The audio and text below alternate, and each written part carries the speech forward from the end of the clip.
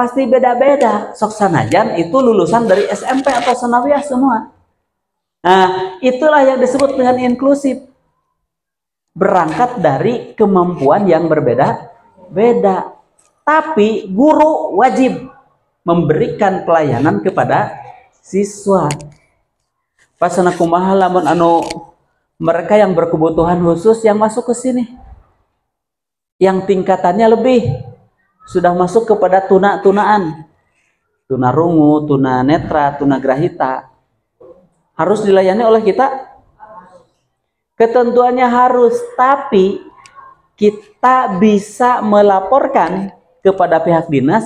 Nanti ada yang disebut dengan unit layanan disabilitas. Jadi unit layanan disabilitas yang memastikan ini bisa dilanjutkan belajar di sini enggak, atau dia harus pindah ke sekolah luar biasa. Nah, itu dari sana.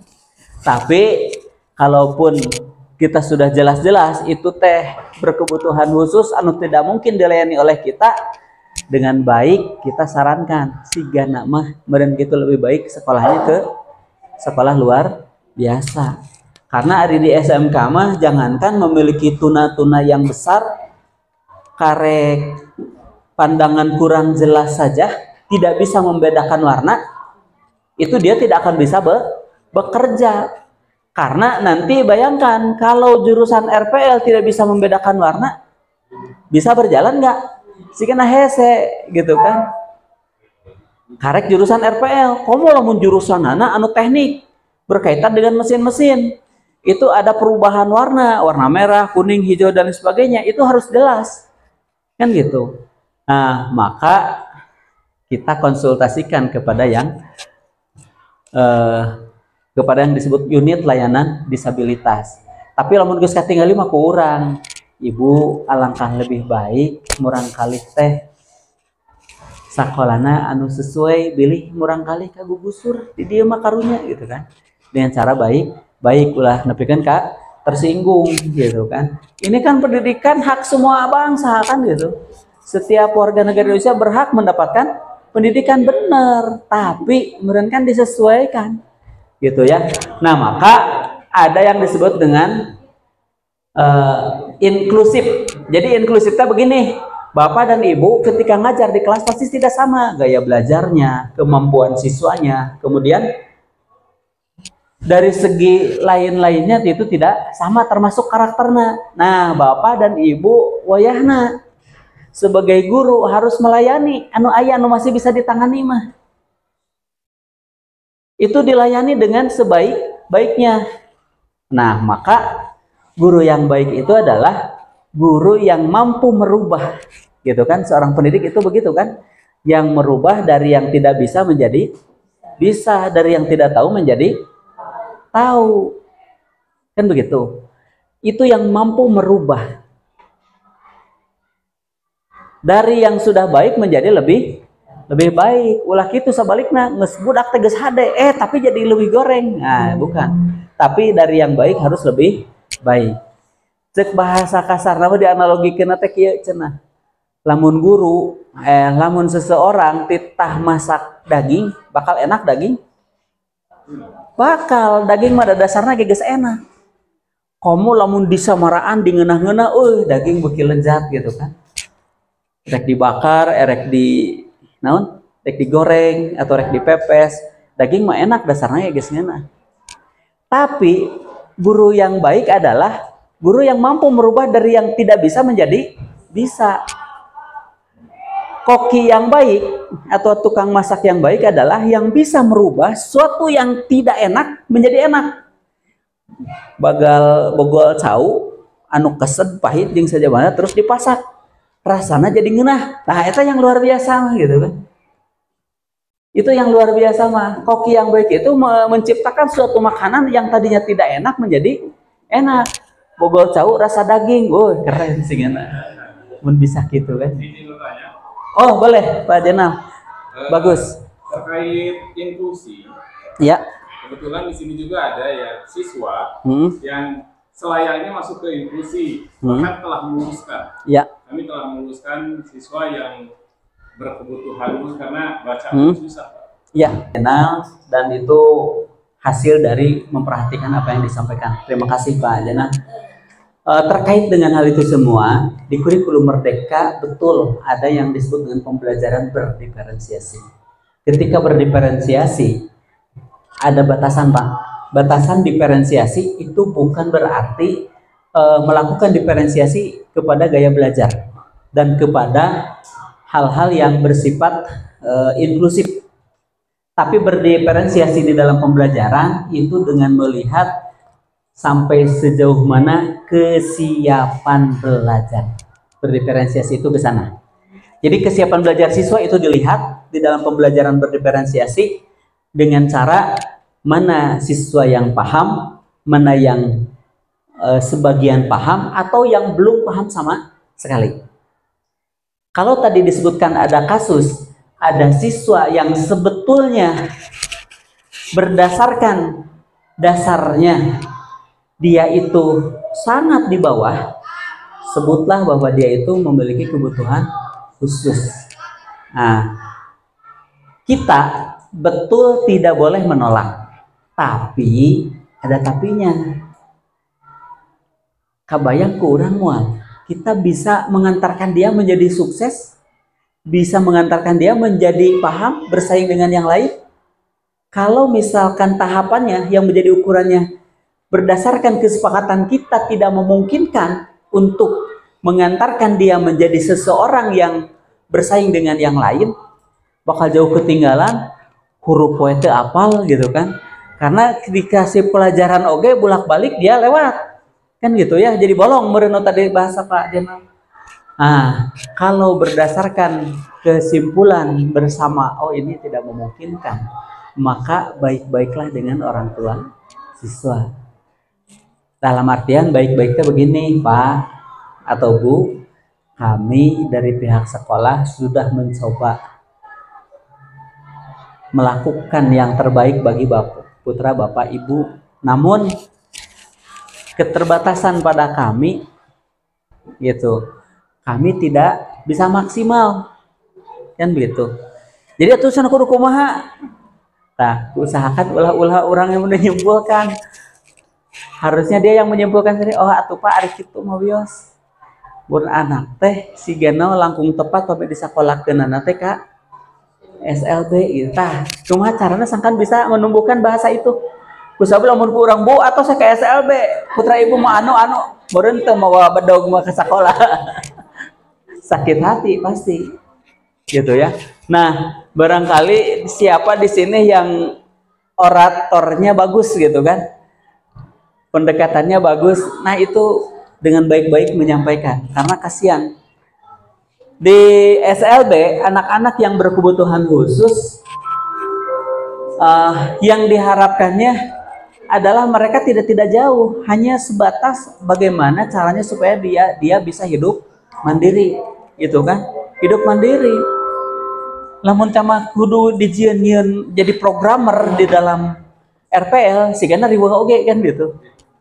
Pasti riweuh. Dan yang paling lucu waktu itu saya diminta untuk jadi asesor ke SLB.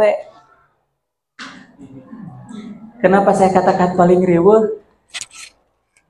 Saya bingung menentukan ukuran, karena di dalam akreditasi ada berpikir kritis, ada komunikatif, ada kolaboratif. Itu kan yang terkait dengan keterampilan abad 21. Itu di dalam akreditasi selalu ada.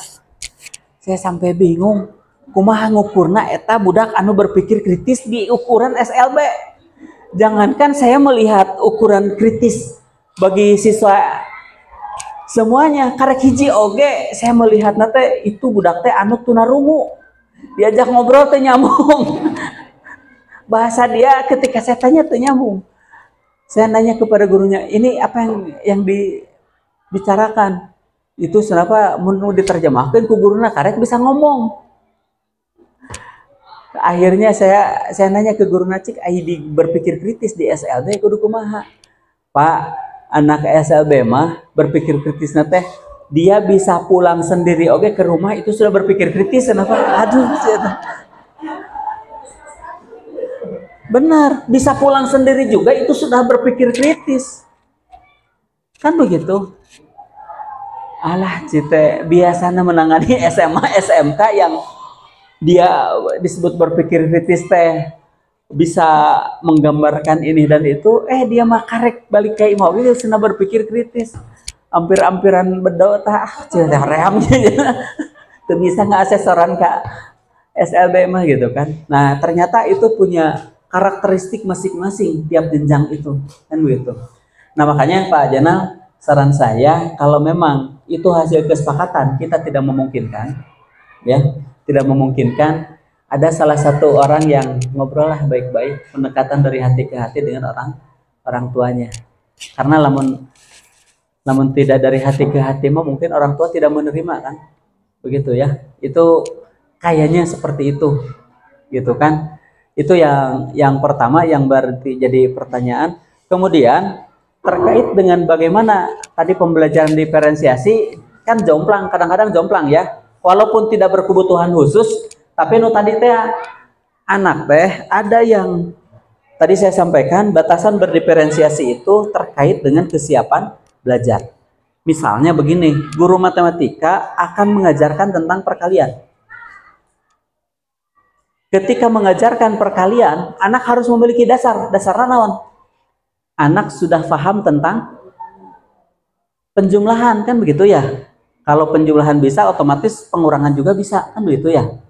Tapi mungkin saja guru matematika menemukan ada siswa yang ketika masuk ke kelas ternyata jangankan belajar perkalian, penjumlahan oge can bisaeun. Ada yang begitu? Saya guru matematika. Betul begitu Pak Fahmi? Ada yang begitu? Dulu saya punya teman kalau terjadi seperti itu amak-amakan. Liur budak aya mah loba keneh nu teu bisaeun. Urang rek nerangkeun sinus kosinus perkalianana teu bisaeun gitu kan. Guru agama sok amak tara. Kakaros.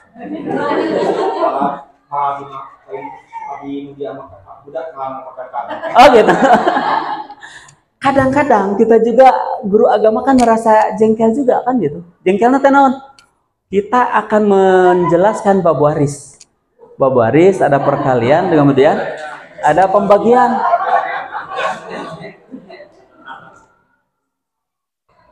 Budak kan bab waris mah di kelas 12. Betul begitu ya? Di kelas 12 paroid teh. Ternyata budak perkaliannya teu bisaeun ieu titah ngitung lamun teh mah seseorang yang meninggal teh punya ahli waris sekian, ieu kudu kebagian 1/6, ieu anu kebagian saanu gitu kan. Budak teu bisaeun ngabagi eta teh. Urang kudu nerangkeun deui cara itu teh kan gitu. Kadang-kadang kita kesel juga kan gitu. Tah cek pembelajaran diferensiasi ulah kesel. Pak, siap. Tadi ketika obrolan sampai ke maaf ya dulu harusnya dilanjutkan kemana, ibu teh nggak jawab, udah boro-boro terkait itu terus dia hari mana, gitu kan? Apalagi siswa SMA dan Pak Aceng deh, yang tadi mau ngerasa nama apa sih? Nah, berpengalaman ke belakang Pak. Ya. Jadi salah satunya contohlah Siti Masuma. Jadi Mas Umar tidak berkemampuan bagus, tapi terus kan rumah kepala sekolah mah hayang namahan bos. Ai guru-guru arembung riweuh teh jeung kepala sekolah. Sampai akhirna teh cek guru-guru karena teh mungkin saja kaitanna teh jeung naik dan tidak naik kan gitu. Cek kepala sekolah taekeun, pir aku teh ditaekeun ke hese deui. Enggak saya taekeun, guru teh para sehat aja jeung kepala sekolah. Itu pernah kejadian di salah satu sekolah seperti itu. Cek guru A, iya tong ditaekeun. Cek beberapa guru tong ditaekeun. Tapi cek kepala sekolah ini pembelajaran berdiferensiasi taekeun. Kurikulum merdeka mah. Pas ya tah, pabaget-baget guru jeung kepala sekolah kan tidak nyaman. Nah, maka saya sarankan kalau terjadi seperti itu Pak Jenal, itu diawali dari musyawarah bersama. Kalau hasilnya oke lah kita pertahankan, silakan ari sanggup gitu kan. Tapi kalau misalkan ada kemungkinan yang lebih baik supaya anak bisa lebih mandiri, itu juga lebih baik. Karena kalau di SLB, kecakapan hidupnya itu akan semakin itu ya, semakin kuat. Misalkan begini, karena lingkungannya sama, pola pembelajarannya juga bakal sesuai dengan kemampuannya. Kapan di dalam kurikulum Merdeka Oke, ada pembelajaran yang harus disesuaikan dengan kemampuan siswanya. Nah, mereka anak-anak SLB, saya lihat di SLB itu pertama lingkungannya yang sama. Jadi cara ngajarnya dengan pola pikir yang menyesuaikan dengan kemampuan dia. Kabayang lamun hiji aya di dia kagugusur, sehingga kan gitu ya. Eta mah langkah terakhir lamun hasil musyawarah abaya dipertahankan di dia terakhir sama. Tapi kalau masih ada peluang kenapa tidak? Meren kan gitu. Terus di SLB itu anak diberikan kecakapan hidup, diajar nyian batik. Ternyata anak teliti, bagus. Ada belajar membatik, belajar membuat keterampilan apa gitu, banyak hasil-hasilnya gitu kan. Sehingga anak itu walaupun dia terbatas dalam kemampuan yang lain, tapi ada kemampuan lain yang bisa dilakukan. Nah, dieksplor kemampuannya, dan SLB itu lebih paham dengan kondisi seperti itu. Kita mah mungkin mampu, Bapak dan Ibu guru mampu dan pinter dalam melayani anak yang tidak berkebutuhan khusus. Tapi bagi anak yang berkebutuhan khusus itu yang lebih pinter, yang lebih bisa adalah guru-guru SLB, begitu ya. Jadi itu ya, dimusyawarahkan saja. Nanti kesimpulannya bagaimana? Lamun ieu teh da orang tua teu sanggupeun, teu gaduh acis dan sebagainya rek dipertahankeun dia empek ai sanggup mah gitu. Ya. Oke, baik. Yang lain ibu-ibu asisten anu disada ieu. Oh, teh acan mau Kak. Kalau ada yang mau ngacung aja langsung ya. Ya, boleh. Bapak-bapak juga sama. Supaya saya teka jongjonan gitu. Kalau ada yang mau dikomunikasikan boleh. Selanjutnya Bapak dan Ibu, di akhir ada merayakan kebinekaan. Ternyata merayakan kebinekaan di kita ini menjadi suatu kebutuhan. Di Indonesia itu, suatu kebutuhan. Kenapa? Karena ada di antaranya sekolah atau mungkin sekelompok orang yang tidak mau menerima keberadaan dari orang yang berbeda ras, berbeda suku, agama, dan sebagainya ya. Nah, ada di orang alhamdulillah wargana lingkungan sekitar kita yang dekat-dekat saja, jadi tidak terlalu jauh perbedaan. Lamun daerah kota-kota besar banyak pendatang, ti suku naon, suku naon, beda-beda. Gitu kan, teu aya suku roromeheun teu aya. Sehingga nah itu yang harus merayakan kebinekaan, maksudnya kita menerima siapapun dari suku manapun gitu kan dalam lingkup negara Indonesia. Kalau itu berjalan dan dibina dengan baik, mudah-mudahan Indonesia tetap nyaman berikutnya. Karena pernah kejadian kan gitu, konflik antar suku pernah kan? Perpecahan antar suku pernah gitu kan? Ulah ditinggali kasat mata ieu mah dongeng. Nah, perpecahan antar suku teh dulu banyak orang Madura, kemudian dia pergi ke Kalimantan, di Kalimantan dia banyak yang berhasil. Banyak yang sukses. Orang Kalimantan merasa tidak senang kan begitu. Apa yang terjadi? Terjadi perpecahan. Nepikeun ka Parasea. Kan begitu. Silih bunuh kan akhirnya teh kasus apa? Sampit. Itu ya. Jadi bener perpecahan antar suku teh didinya. Eta mah antar suku. Lamun di Bapak Ibu mah paling aya ge perpecahan dalam suku gitu kan. Oke, itu ya.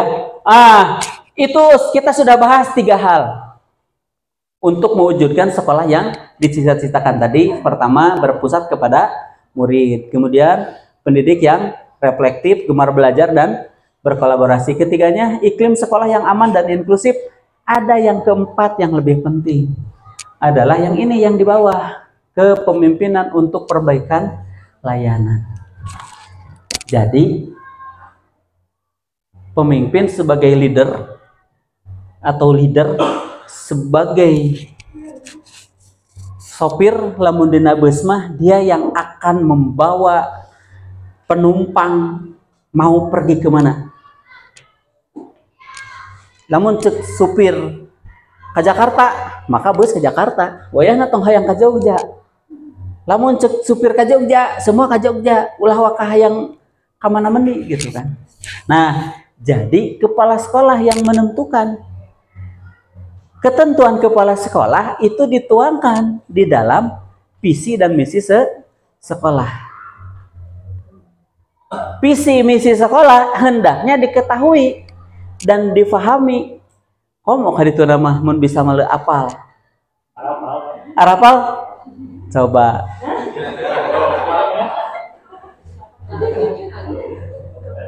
Coba Pak Fajar, sudah hafal? Hiji teh apal.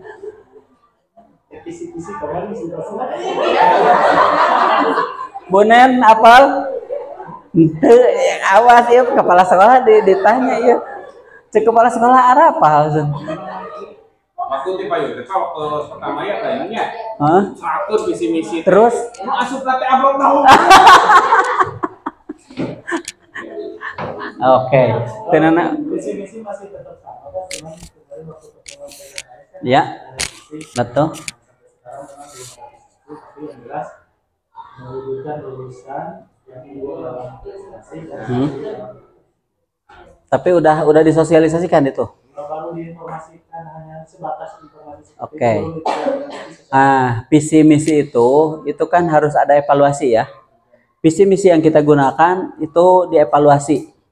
Kemudian setelah dievaluasi ada tindak lanjut. Kalau misalkan hasil evaluasi, oh ini perlu ada perubahan, tadi perlu ada perubahan. Silahkan dilakukan perubahan, bubuhkan dalam berita acara.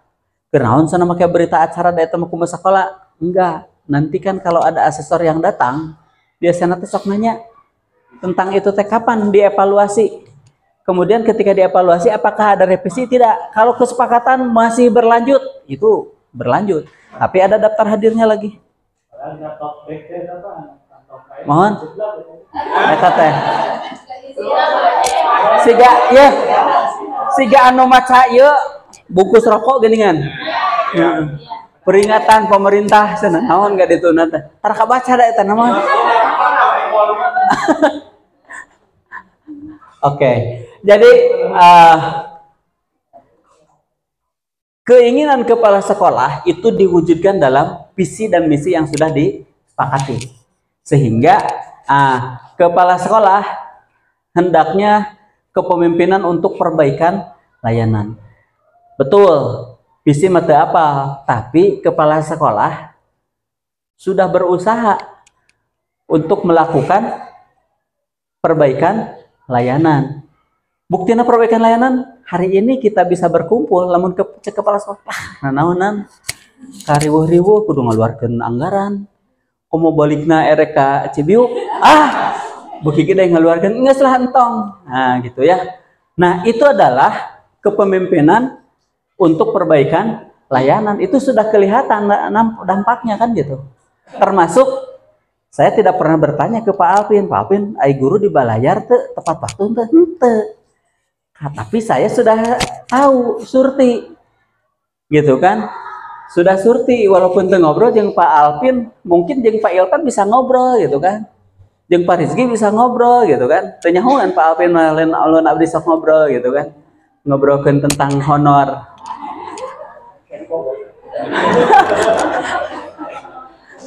Lain ya mah lain comel cek Pak Rizky, Pak alhamdulillah sana di dieu mah pami di abdi ngabandingkeun sareng di nu sanes, di dieu mah lebih nyaman sana gitu.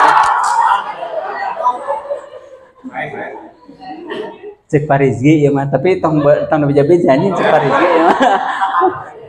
Tapi lain lagi pasar nasi, Pak. Itu sebetulnya saya tidak usah nanya ke kepala sekolah, sehingga diinterogasi kepala sekolah teh naon cenah pengawas nanya gitu. Enggak. Paling tidak itu menunjukkan bahwa kepala sekolah merupakan kepemimpinan perbaikan layanan. Termasuk barangkali ketika kita datang ke sekolah melihat kekompakan juga sudah lain kan gitu. Ningali ke sekolah bajuna banyak yang sama gitu kan. Anjir itu beda. Ya, anu badama poho can dikaput eta teh. Anu beda mah can dikaput eta teh gitu kan. Karena kapopohokeun. Nah, itu sebetulnya sudah menunjukkan bagaimana upaya yang dilakukan oleh kepemimpinan sekolah. Jadi lamun nama kepala sekolah anu hare-hare mah ada di antaranya.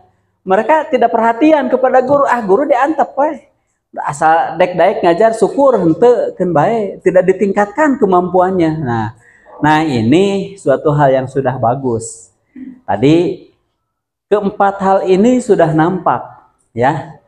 Berpusat kepada siswa ada, kemudian gurunya reflektif, gemar belajar, iklim sekolahnya dibangun sudah bagus, termasuk kepemimpinan kepala sekolah sudah ada. Tinggal apa berikutnya? Tinggal menjaga dan meningkatkan ke arah yang lebih baik lagi. Nah ini siapa yang menjaga? Ya kita semua sebagai warganya. Karena kalau tidak dijaga oleh bapak dan ibu mau siapa lagi? Orang luar senarek menjaga, nggak jaga di mana orang luar? Warga sekolah yang menjaga dan saling menguatkan untuk hal yang lebih baik lagi. Setuju begitu? Oke. Berikutnya Bapak dan Ibu, terkait kurikulum Merdeka, seperti yang sudah tadi disampaikan, gambarannya seperti itu. Bagi siswa, seperti tadi, siswa memiliki kebebasan yang kebebasannya yang terbatas. Tidak berarti merdeka teh kumaha rek ngajar, rek sakola, rek henteu bebas weh, henteu gitu. Merdeka itu adalah anak diberikan kemerdekaan berkembang sesuai dengan minat dan bakatnya. Itu harapannya begitu. Maka alangkah lebih baik guru paham kondisi siswa, karena ternyata yang menjadikan siswa sukses itu bukan satu-satunya dari intelijensi quotient kan gitu. Bukan tina pikiran unggul. Tapi kalau Ari Ginanjar Agustian, saya sering sebut-sebut ini, Ari Ginanjar Agustian itu menyebutkan dengan teori ISQ-nya, seorang bisa sukses karena 3 hal. 1, intelijensi quotient. 2, emosional quotient. Yang ketiganya, spiritual quotient. Intelijensi quotient gimana? Ketika seseorang memahami, ketika seorang memiliki kepintaran, itu intelijensi quotient. Budak jadi peringkat pertama di kelas. Ngerjakeunana sok alus. Itu intelijensi quotient. Tapi berapa persen pengaruh dari intelijensi quotient terhadap kesuksesan? Ternyata berdasarkan penelitian hanya 16-18%. Jadi kalau begitu mana yang lebih besar? Ternyata selebihnya ditentukan oleh emosional quotient dan spiritual quotient. Nah tak tong aneh. Orang baheula ningali jelema teh keur sakola nama biasa-biasa, tapi dia sukses. Jadi pedagang sukses, jadi petani sukses. Itu sukses gitu. Jadi pegawai yang sukses. Jadi tukang cukur tukang cukur yang sukses, banyak yang sukses kan begitu. Itu karena 2 hal. Jadi mungkin intelijensi quotient-nya tidak sebaik yang kita pikirkan. Tapi kalau emosional quotient-nya baik, nukumaha emosional quotient teh? Bagaimana kita bersikap bersama teman, bagaimana kita memperlakukan semua orang dengan baik, itu emosional quotient. Kusabab lamun kita tidak memperlakukan teman dengan baik, yang terjadi apa? Cek si A teh tong ulin jeung si eta lah ribet. Rudet jeung si eta mah teu kaopan, kasih gungsa eutik punung, diajak deh moal. Moal. Kalau emosional quotient-nya jelek. Tapi mungkin sebaliknya. Asa teu rame lah mun Pak Ilpan teu milu mah. Pak Ilpan hoyan milu lah. Maksudnya raya heureyaneun gitu kan. Mun ini kemana-mana teh Pak Ilpan harus selalu diajak. Itu berarti Pak Ilpan memiliki emosional quotient yang baik. Jadi menyenangkan semua orang kan begitu. Masa gitu Pak Ilpan? Alhamdulillah. Jadi Bapak dan Ibu, terkait dengan emosional quotient ternyata itu terbawa sampai kapanpun. Sampai sekarang geus kolotnya ternyata aya. Ketika emosional quotient-nya baik, ibadahna nyaman. Kemudian hubungan sesama manusianya juga nyaman. Nah, betulkan ibadahna nyaman. Di Mekah ada seseorang yang emosional questionnnya tidak baik. Kumaha? Tidak baik teh. Pas saya jeung balad sakamar teh, tina naon? Tina AC pirege. Ceuk saurang kudu dihurungkeun, ceuk saurang kudu dipareuman. Ceuk saurang harudang cenah AC teh, abdi teu kuat cenah ieu tiris. Ceuk saurang abdi mah justru harudang cenah ieu teh. Nah, itu kan kalau kedua-duanya tidak saling mengalah, emosional questionnnya tidak baik, sigana apa kekeh-kekeh kan begitu. Aya nu pasea aya eta teh. Aya anu nepikeun ka pasea. Geus abdi mah teu betah di kamar ieu mah kajen rek pindah we cenah. Itu kan ibadah juga tidak akan nyaman. Hubungan sesama manusia tidak nyaman kan begitu. Nah, sehingga ketika emosional questionnnya baik itu akan mengantarkan. Namun aya informasi tentang naon mending oge karena emosional questionnnya baik si eta tah karunya bisi teu apaleun informasi rek dibejaan. Bakalna teh kan begitu. Kalau emosional questionnnya baik, apa yang harus dilakukan? Bapak Ibu guru baik sesama siswa, baik sesama teman, Bapak Ibu guru semua itu akan ketika berpisah dan bertemu dalam kebaikan itu yang luar biasa kan gitu. Berpisah dan bertemu dalam kebaikan. Dengan sesama siswa juga sama. Ketika kita baik kepada siswa, maka siswa akan kangen dengan Bapak dan Ibu semuanya. Satu hal yang saya alami ketika saya pernah bercerita tentang itu, saya ibadah haji waktu itu sampai ke asrama haji di Bekasi. Ketika sampai di asrama Bekasi, aya budak melong ka urang teh. Saya hari-hari we ada melong biasa. Aman-aman deui we. Lilele nyamperkeun. Ieu teh sareng Pak Yayan. Oh, mohon, geuningan apa sih teh? Pak, abdi siswa SMK 2. Geuning Bapak teu apa kaajar ku Bapak teu? Teu cenah. Oh, gitu. Heueuh atuh syukur. Kenaon di dieu? Abdi Pak cenah damal di dieu. Gitu. Ngobrol we. Ternyata setelah itu, Pak, di kamar mana Bapak? Iya kamar iya. Saya sampaikan, iya. Tadi Pak, Bapak mah tuturkeun abdi kantong sareng cacanakan ku abdi dicanak. Eta ku budak dipangmawakeun. Pangmawakeun ka kamar, batur anu ngagusur koper, anu bawa kantong, aki-aki ini urang asa merdeka eueuh.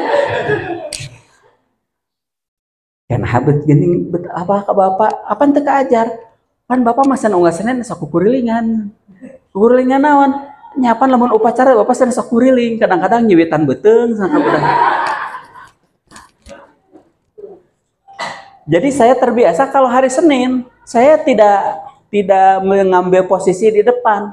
Saya selalu ke belakang melihat. Karena anak-anak kalau tidak dilihat, tidak ada yang memperhatikan, gandeng di tukang teh kan gitu. Kadang-kadang dia seenaknya pakai baju dikeluarkan kan gitu. Nah, saya dekati budak STM teh kan lolobana lalaki. Kalau kita dengan kekerasan, sigana budak ngelawan. Deketan ke orang teh puntennya aing hayang nyiwit urang beri seri teh. Aduh Papa, ulah Papa, ulah cenah ketika rek diciwit. Ulah Papa, atuh Pak. Beri ngasupkeun baju urang teh atuh moal gitu. Itu menjadi kebiasaan, dia itu mengikuti apa yang kita perintahkan tapi dia tidak marah juga gitu kan. Karena kita melakukan dengan itu. Akhirnya saya ketika ketemu di sana, Bapak kan sok beri nyewitan eta sana Pak, nyewitan patuangan sana nyebutna. Seri orang teh. Oh nya atuh nuhun gitu mah. Dianturkeun urang teh. Geus beres dianturkeun isukna rek pergi ke bandara, budak teh geus sulang cileung deui. Bapak sana dipilarian ku abdi tiap tadi. Naon jeung milarian segala cek urang. Pak, ieu cenah Bapak supados teu ngantri. Ieu Bapak mah antun lebat teh ka ditu. Ka mana curang? Itu aya pintu khusus anu teu nyandak barang, da di parios mah barang cenah. Terus kudu kumaha? Bios barang sana ku abdi dipangyanakeun. Terus ngan ieu mah cenapa cai mah wayahna teu keng dicanak. Da kana X-ray nanti ke detek, tidak boleh bawa air cenapa. Atau kumaha kemun haus dina mobil saya sampaikan. Bias Pak, Bapak mah terang aya we dina mobil. Simpen we eta mah urang teh mau aku dicecepang we. Tuna we akhirna teh di luar sebelum pintu masuk. Tentunya saya masuk ke pintu khusus eta ku budak dipamawakeun. Hari pagawe boga jalan khusus meureun tere. Carita nama naik we tah kana mobil. Duduk di mobil tegung silila budak teh datang. Pak sana tak ieu kantong, tak ieu cai sana. Merasa keresek, akhirnya babaturan ke bagian gitu kan. Nah, itu budak teh bagir ieu teh jang ka dieu. Nuhun Bapak geus bantuan. Ieu mah aya keur jajan. Urang teh ngodok pesa. Pak. Sanes kitu Pak, abdi mah bingah sana Bapak angkat ka Mekah teh. Abdi mah teu hoyong di pasihan artos sana Pak. Justru abdi mah bingah sana. Pame Bapak aya kanyah mah abdi mah hayang dipoto we jeung Bapak sana. Asa gaya aja. Nah, itu cerita ketika kita melakukan kebaikan kepada siswa, salah satunya. Wow, banyak siswa yang melakukan kebaikan gitu kan. Nah, jadi Bapak dan Ibu, ketika kita melakukan hal yang baik kepada anak, maka insya Allah itu kita akan merasakan kebaikan itu. In asatum asantum li anfusikum wa in asatum falaha. Ketika kita berbuat baik untuk diri kita sendiri. Tapi ketika kita jahat, berbuat kejelekan, itu akan kembali kepada diri kita sendiri. Maka teruslah berbuat baik, jangan pernah berhenti. Bapak dan Ibu, selanjutnya tahapan kebijakan, ya karek sama dia guys, kuping ieu. Tahapan kebijakan yang dilakukan di dalam kurikulum Merdeka dari tahun 2020 sampai sekarang itu sudah beberapa kali melakukan perubahan ya. Jadi dulu tahapannya ada sekolah yang diwajibkan. Wajib melaksanakan kurikulum Merdeka. Siapa itu? Itu adalah yang sekolahnya disebut dengan sekolah penggerak. Di SMK tidak ada sekolah penggerak. Yang ada adalah SMK PK. SMK Pusat Keunggulan. Maka SMK Pusat Keunggulan dia harus melaksanakan kurikulum Merdeka. Dan sekarang sudah mencapai kelas 12. Sudah ya di kelas 12. Nah, maka Bapak dan Ibu, dulu itu seperti itu. Bagaimana sekolah yang lain? Pemerintah memberikan tawaran. Silahkan bagi beberapa sekolah yang mau melaksanakan kurikulum Merdeka dilakukan dengan cara mandiri. Maka ada tawaran itu. Tawaran itu disikapi oleh sekolah beragam. Ada yang siap, ada yang belum siap. Mereka yang siap diantaranya dihadapkan pada 3 pilihan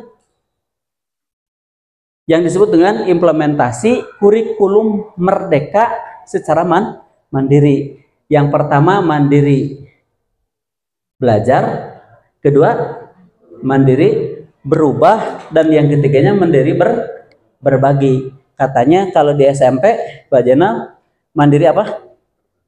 Berubah ya. Mandiri berubah karena kalau berbagi mah sekolahnya sudah bagus, kemudian dia itu mau berbagi dengan sekolah yang lain. Ada sekolah imbas. Kalau di sini baru berbagi, berubah. Ketika berubah, maka di Dapodiknya langsung berubah. Itu dulu di awal-awal 2002, 2023. 2024 ada ketentuan dari Kemendikbud dengan Permendikbud nomor 12 mengharuskan semua sekolah menggunakan kurikulum Merdeka. Kalau 2024 masih belum siap, dikasih kesempatan 1 tahun lagi. Kumaha noncan siap? Masih boleh menggunakan kurikulum 2013. Tapi 2025 itu harus semua sudah menggunakan kurikulum Merdeka. Nah, peluang itu tadi tak diambil oleh Darul Mukminin. SMK Darul Mukminin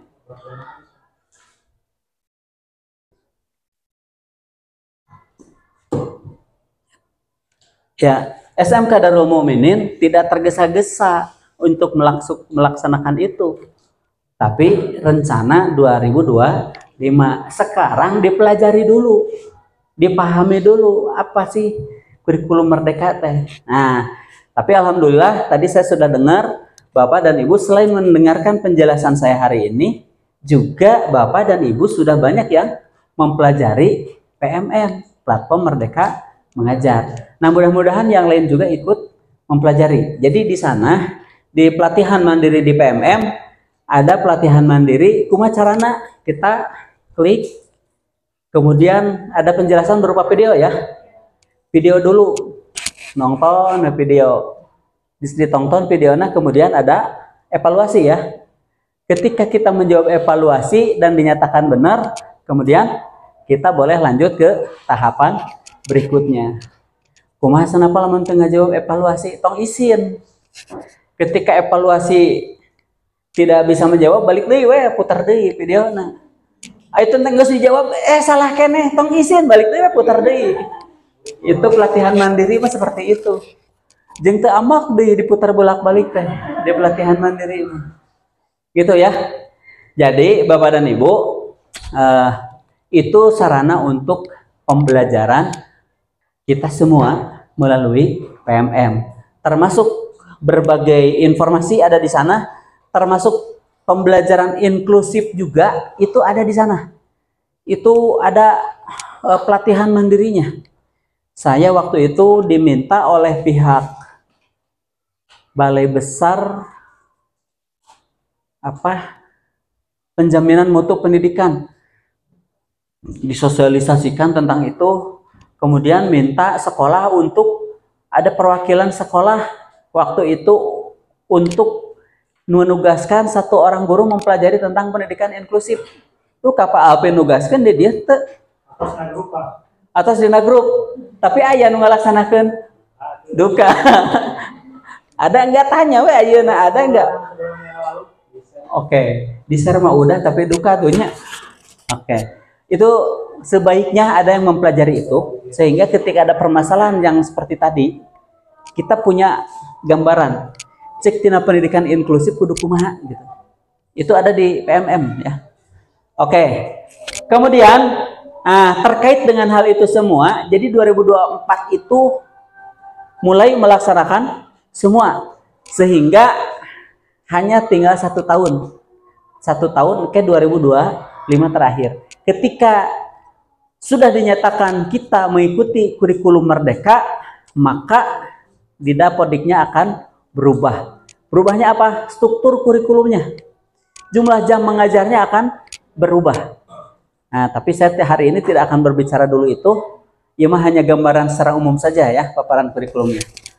Kemudian berikutnya ini yang diceritakan tadi, penyusunan, kajian dan sebagainya. Ini sampai sini. Kalau Bapak Ibu mau baca, nanti saya di-share ya ininya. Jadi saya mau bacakan seluruhnya lah, singkat-singkat saja. Ternyata geningan asa tereh karena adan teh ya. Permendikbud 12 tahun 2024 menetapkan kurikulum mereka sebagai kurikulum PAUD dasar dan menengah secara nasional bagi sekolah yang belum menerapkan memiliki waktu 2 tahun.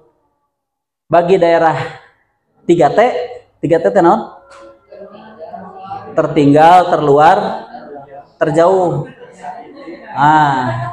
Atau 3 tahun bagi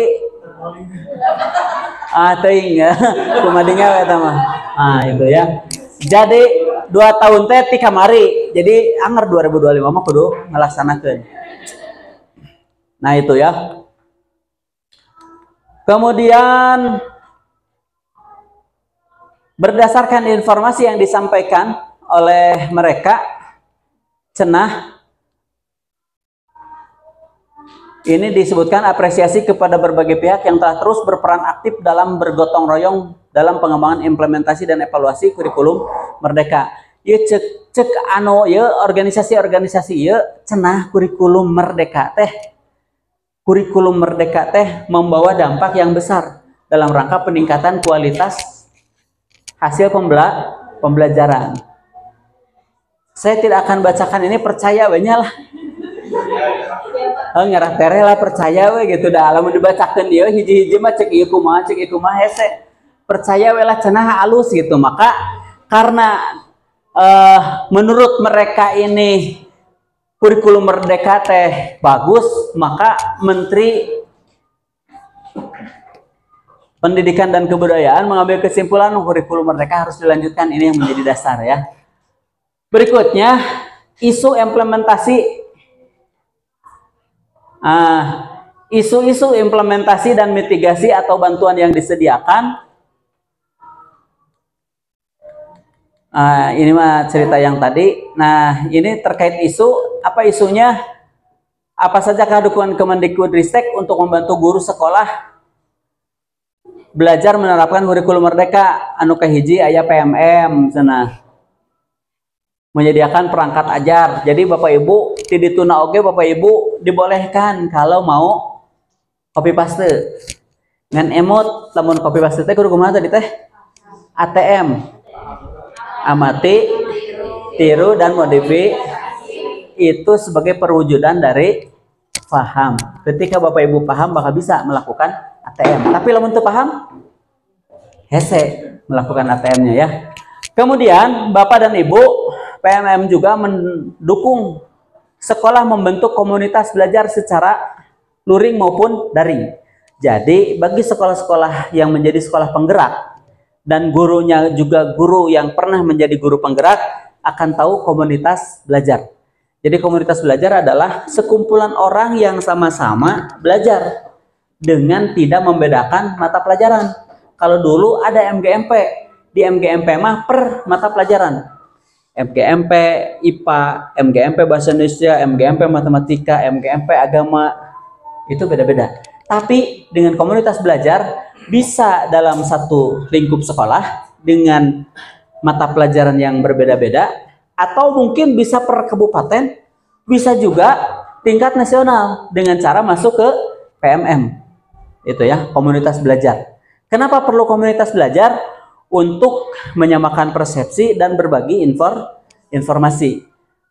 Selanjutnya, di dalam program guru penggerak, sekolah penggerak, dan SMKPK melatih guru dan kepala sekolah untuk menerapkan menjadi narasumber praktek baik kurikulum Merdeka. Jadi pemerintah sekarang menerapkan kebijakan melakukan pelatihan bagi sekolah penggerak, guru penggerak, dan juga SMKPK. Ada yang kurang kalau begitu? Yang lainnya bagaimana? Beda dengan kurikulum 2013. Di dalam kurikulum 2013 dulu, waktu sosialisasi, ada Bapak dan Ibu guru yang diajak mengikuti pelatihan secara luring. Ada yang pernah? Mungkin guru-guru yang lama ya, yang pernah dulu ada pelatihan yang luring. Ayat di sini yang pernah ada? Ibu pernah di mana, Bu? Oh, di SMP 2 Tarkid ya. Nah, itu yang membuktikan bahwa dulu ada programnya. Tapi sekarang tidak ada program luring seperti itu. Ku menteri teh sok we dialajar dina PMM secara online. Jadi Pak Menteri senangnya dengan online gitu akhirnya. Walaupun kita melihatnya plus minus ya. Plus minus online teh gitu kan. Nah, buat plus minus, plusnya bisa mencapai semua. Sampai ke berbagai daerah bisa dengan online. Tapi minusnya apa? Minusnya kurang efektif kalau menurut saya. Karena ningali laptop sakedeung geus kesel. Lieur. Sekeuna sih ngocoblak laptop teh. Urang mah ka mana we? Itu ya. Jadi seperti itu ya. Itu dukungan dari pemerintah. Ini masih sama berupa dukungan. Apa langkah selanjutnya bagi sekolah? Bagi sekolah yang belum menerapkan kurikulum Merdeka, pelajari kebijakan. Jadi pelajari kebijakan dan struktur kurikulum di Permendikbudristek nomor 12 tahun 2024. Sebelum mendaftarkan sekolah Anda memutuskan kapan akan memulai menerapkan kurikulum Merdeka. Kita sudah disampaikan kan 2025 mulainya? Oke. Masih ada waktu untuk banyak belajar. Jadi pihak sekolah, maksudnya pihak sekolah itu kepala sekolah, guru, atau siapapun yang terkait itu punya kesempatan untuk belajar dulu. belajar dulu tentang apa sih kurikulum merdeka, aturan-aturannya bagaimana. Sehingga nanti mudah-mudahan kalau dipelajari lebih awal, yang terjadi adalah pihak sekolah memiliki pemahaman yang lebih ketika akan melaksanakan kurikulum merdeka. Kita tidak usah jauh-jauh, ternyata di SMP lebih duluan. Nah, kita tinggal banyak ngobrol dengan teman-teman yang dari SMP, Bapak Ibu gurunya. Apakah kita harus datang ke SMP? Enggak, orang SMP nak ya di dia kapan. Jadi ngobrol gitu kan. Apa sih yang dirasakan di SMP ketika menggunakan kurikulum merdeka? Terus naon sih yang berbeda? Nah, itu sebetulnya dengan ngobrol bisa dipahami. Selanjutnya, ini kalau yang belum, ini ada pendaftarannya di https guru.kemdikbud.id. Ini mari terus bergerak bersama untuk meningkatkan kualitas pembelajaran bagi semua.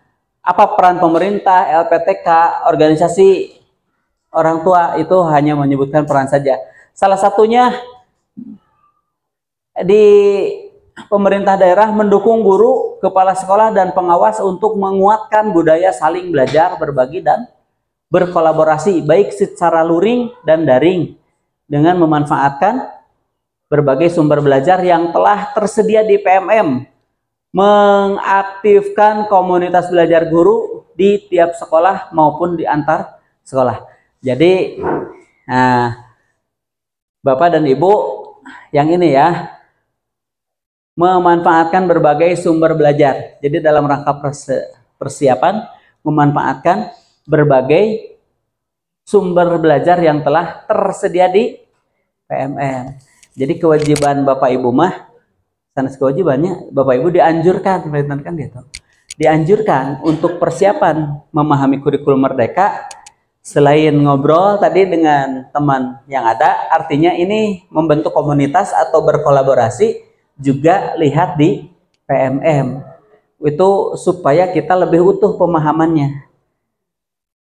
Itu yang dilakukan terkait persiapan kurikulum merdeka. Karena kalau kita mau melihat secara utuh, itu berbicara tentang kurikulum merdeka, saya waktu itu ikut untuk sekolah penggerak atau untuk SMKPK itu selama 9 hari pembelajarannya untuk sekolah penggerak, disebutnya komite pembelajaran. Jadi ada pelatihannya selama 9 hari dipandu oleh pihak BMTI waktu itu. 9 hari lamanya. Nah, pasti ketika kita ngobrol hanya beberapa jam, itu Bapak Ibu hanya mengenal saja. Oh, kurikulum merdeka gambarannya seperti itu. Tapi belum tahu teknis di dalamnya bagaimana. Karena sekarang sudah jam 12. Siap. Tadi disampaikan bahwa kepala sekolah itu kan sebagai penentu arah pembelajaran, juga sebagai seseorang yang berperan penting dalam sebuah layanan. Ya. Terus Bapak kaitannya dengan tadi sebutkan imsak gitu ya. Anu mana teh ya tadi imsak? Oh ya. Bijang kabujang imsak. Jadi untuk supaya sumanina sadaya. Oh ya. Di luar saya masih betul. Tapi untuk sumanina kita atur saja waktunya atau porsinya sampai jam 1. Oke. Sebelum jam 1 siapa tahu mungkin Ibu Bapak ada pertanyaan atau yang harus diskusikan. Oke, siap. Kalaupun sekarang misalkan diakhiri sholat, karena memang sholatnya sekarang diisi ku SMP. Oh iya. Jadi sekitar jam 1 kita sholat dulu sama, ya kita targetnya sampai setengah 2 sholat. Setelah itu baru berangkat ke lokasi. Mungkin itu mungkin bukan mungkin semoga bisa diterima oleh semuanya dan disepakati semuanya, karena memang kegiatan hari ini memang sebetulnya mah harus ngerti kulit lah pentingnya pada. Oh iya. Acan. Nah, tadi amanat ke Bapak ulang dibereskan Pak, hari ulang dari Pak. Pak Ican kan berjalan dari semester 2 atau dari saat Insya Allah.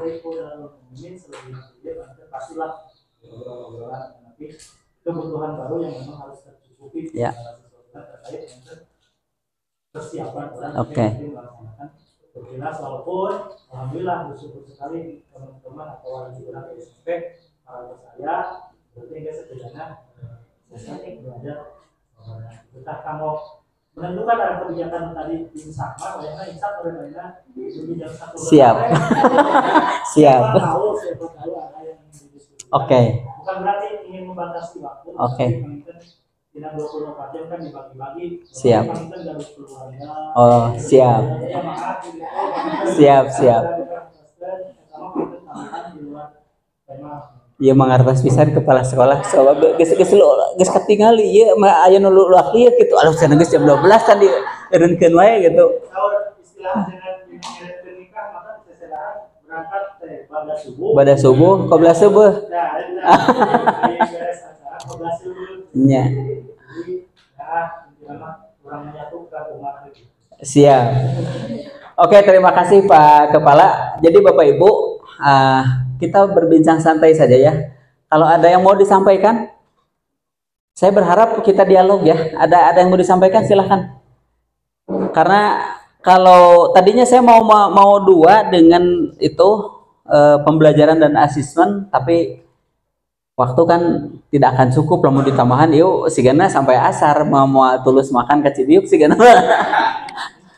Kita diskusi aja lah, barangkali ada yang tadi ada yang mau disampaikan, silahkan Pak Panji heula, Panji Gumilang, silahkan. Begini Pak, ya. menyambung tadi